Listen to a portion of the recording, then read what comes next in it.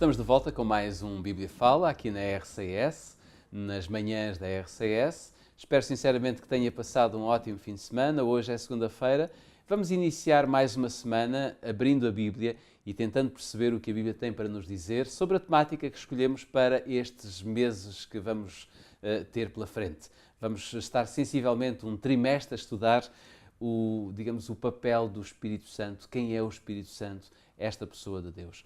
Antes de iniciarmos a conversa com o Pedro Esteves, eu quero convidá-lo a abrir a sua Bíblia, se tiver a sua Bíblia por perto, no capítulo 3 de São Mateus, para lermos dois versículos. Capítulo 3 do Evangelho de São Mateus, para lermos os versículos 16 e 17. Diz assim: batizado que foi Jesus, saiu logo da água, e eis que se lhe abriram os céus, e viu o Espírito de Deus descendo como pomba e vindo sobre ele. E eis que uma voz dos céus dizia: este é o meu Filho amado, em quem me comprazo. Pedro, a partir desta passagem que nós acabamos de ler do Evangelho de São Mateus, será que podemos dizer, afirmar que o Espírito Santo é Deus? Olá Jorge, a questão que colocas, se o Espírito Santo é Deus, é na verdade uma pergunta que há muitos séculos que tem preocupado e ocupado o tempo dos cristãos e até dividido de alguma maneira o universo dos cristãos, não apenas entre denominações, mas mesmo entre diferentes perspectivas sobre o que é o ensino bíblico acerca de Deus e em particular do Espírito Santo. Nós vamos ter aqui todo um trimestre ao longo do qual vamos falar sobre o Espírito Santo e esta semana vamos nos debruçar precisamente sobre a ideia da divindade do Espírito Santo. Tentar esclarecer de uma maneira o mais clara possível e bíblica se podemos afirmar efetivamente que o Espírito Santo é Deus. Mas permite-me uma rápida nota prévia para dizer que a pior coisa que se pode fazer em relação à pessoa do Espírito Santo é perder todo o nosso tempo a debater numa tentativa de provar que Ele é Deus ou, se quiséssemos, se Ele é Deus ou não é. Porque esse debate, embora tenha o seu lugar e seja importante, se nos reduzirmos a esse debate, chamemos-lhe assim, na verdade eu creio que passamos ao lado do principal, que é o facto da Bíblia ensinar que a bênção da presença do Espírito, da influência e da ação do Espírito na vida do crente é possivelmente a maior de todas as bênçãos e virtudes na vida do crente. Mas esse debate, infelizmente, existe, não é? E existe provavelmente porquê? Porque se quisermos definir o Pai, é relativamente fácil ou mais acessível na Bíblia definirmos o Pai. Jesus, então, com o ministério que ele teve na Terra, mesmo sendo Deus, percebemos claramente, mas a divindade do Espírito Santo é talvez apresentada de uma forma mais sutil. Sim, a palavra subtil talvez seja uma boa maneira para colocar. É evidente que ela é colocada de uma maneira mais subtil e até porque não dizê-lo, há menos informação. A própria quantidade de informação que nós encontramos na Bíblia também, aliás, sobre qualquer tema. Sobre a pessoa do Espírito. Sobre a pessoa do Espírito. Há naturalmente temas na Bíblia que por diversas razões são abordados com muito mais profundidade e amplitude do que outros temas. E isso não significa que sobre os temas em que há menos informação não haja a informação suficiente para poder tirar conclusões. Até porque o Espírito Santo, podemos não conhecê-lo muito como pessoa de Deus, mas conhecemos o seu trabalho e a sua dinâmica. A sua obra, a sua ação, essa é clara e é absolutamente central.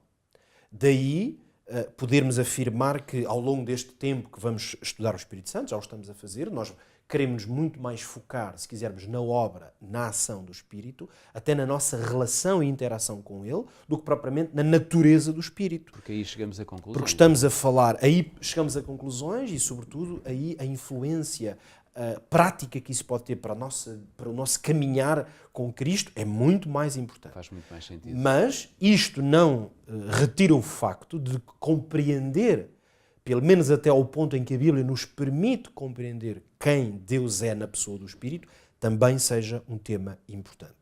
Durante alguns minutos, permite-me partir do texto que acabaste de ler, no qual a narrativa dos Evangelhos diz claramente que quando Jesus estava a ser batizado, o Espírito Santo, ele refere-se a ele como, sabendo exatamente a quem se refere, diz que o Espírito Santo não foi um espírito, não foi a força de Deus, a influência de Deus, porque o Pai é identificado neste texto como aparecendo na forma de uma voz, e uma voz já é uma forma de encarnação, no sentido em que nós sabemos que uma voz implica uma onda. Uma voz audível e percebível. Portanto, uma voz audível que as pessoas ouviram significa que foi uma manifestação concreta, porque uma voz não é uma coisa etérea ou imaterial. Podemos não ver a voz, mas a voz sabemos que fisicamente corresponde a um espectro, a uma frequência, ela existe. Exato. Portanto, o Pai emitiu uma voz, Jesus, o Filho encarnado de Deus, estava nas águas do batismo, aquele a quem o apóstolo João disse que era o Verbo, e o Verbo era Deus, e o Verbo no princípio estava com Deus. Portanto, Deus em palavra, em carne, estava ali, e o Espírito Santo manifesta-se na forma de uma pomba. A outra parte de Deus também aparece. Deus e é visível de alguma também forma, ali está, na pessoa do Espírito, torna-se visível, e nesta maneira, este texto, e notemos, isto para fazer um pouco de sintonia com o que eu disse na introdução, este texto não está escrito como que numa tentativa de fazer apologia do Espírito Santo. Claro. Nós, aliás, temos que nos lembrar, isto creio que até já o disse aqui noutras ocasiões, e possivelmente vamos repeti-lo, não há problema, há coisas que devem mesmo ser repetidas. A Bíblia não discute Deus, a pessoa de Deus, de um ponto de vista filosófico. Claro. Ou seja, a Bíblia não faz um exercício que nós, na linguagem humana, até um pouco mais técnica, chamamos de apologética, que é uma tentativa de sistematizar argumentos a favor ou contra alguma coisa. A Bíblia, portanto, não faz uma apologia de Deus, não tenta provar aos homens que Deus existe por A mais B para nos fazer concluir alguma coisa. Apenas nos diz que Ele existe. A Bíblia diz-nos que Deus existe, esse é o ponto de partida, essa é a referência, esse é o padrão. A Bíblia diz o que Deus faz. Ora, o Espírito Santo aparece na Bíblia dezenas e dezenas de vezes, referido de forma direta ou indireta, e, portanto, neste texto, o que é que nós encontramos? Uma referência direta à pessoa do Espírito, a forma como ele apareceu e foi visível, mas lá está, esta afirmação não é uma tentativa de Mateus dizer, reflitam bem, olhem, o Espírito Santo é uma pessoa. Esse era um assunto que possivelmente nem estava na mente de Mateus. Ele apenas narra o que viu e ouviu. Ok? E neste caso, ele, os discípulos que ali estavam e outras pessoas, viram Jesus Cristo nas águas, ouviram a voz do Pai e viram aquela pomba, aquela forma de pomba, e ele reconheceu, ou Deus mostrou-lhe que era o Espírito Santo.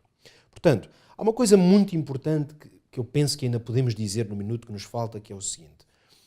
Nós sabemos o que Deus é através da revelação que Deus faz. Eu vou tentar declinar um pouco melhor o que é que quero dizer com isto. Quando a Bíblia diz e apresenta claramente Deus Pai, Filho e Espírito, Jorge, nota o seguinte. Para os anjos, eu vou dar um exemplo muito concreto. Deus, é possível crer que existem até outros mundos, outros planetas, se quisermos, com outros seres criados por Deus.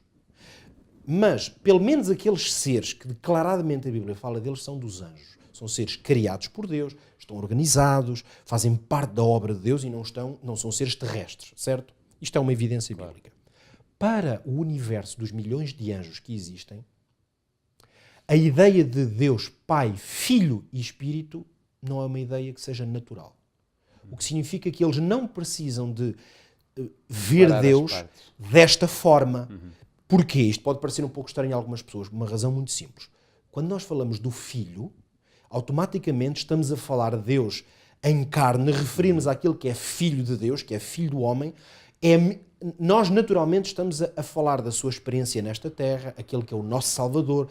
Por exemplo, quando a Bíblia diz que Jesus Cristo é o sumo sacerdote, ora, isto para um anjo não quer dizer nada. Claro. Não quer dizer que eles não conheçam a história da humanidade, tanto conhecem que servem os homens. Mas a perspectiva que eles têm de Deus, ou seja, a maneira como Deus se mostra e revela a eles, não necessita de ser como sumo sacerdote ou como intercessor. Isto significa que nós temos que ler a Bíblia desta maneira. O que está escrito na Bíblia sobre Deus é a revelação de Deus aos homens. Exatamente. E Deus revela-se aos homens na pessoa do Pai, na pessoa do Filho e na pessoa do Espírito. E isso aconteceu claramente no batismo de Jesus. Isso, quer queiramos, quer não, requer sempre uma atitude bastante humilde da nossa parte. Pois requer fé para entender aquilo que está para lá do que é possível entender, mas eu diria que implica sobretudo humildade em relação ao texto bíblico. Porque o texto bíblico é que diz, eu tinha pensado até aqui mesmo ler aqui outras passagens, mas o tempo já não nos permite, mas talvez durante esta semana ainda o vamos fazer, essas mesmas passagens, onde nós vemos uma referência clara a esta tríade. A Bíblia nunca utiliza a expressão trindade, mas ela várias vezes coloca esta tríplice presença, em que essa presença ou é visível ou é relatada claramente na sua interação e relação. E é isso que nós temos de ter humildade para aceitar, que é assim que a Bíblia revela Deus. Claro. Voltamos amanhã com mais um Bíblia Fala. Enfim, já terminámos o nosso tempo, mas é sempre muito agradável podermos estar à conversa com o Pedro Esteves. Já sabe, pode assistir diariamente a este programa através do nosso Facebook, poderá ouvir na programação da Rádio RCS, sabendo que passa sempre de manhã e depois mais à tarde, por volta das 7 horas da tarde, e pode também ver no Hope Channel, hopetv.pt. Tudo isto para si, a pensar em si. Nós voltamos amanhã.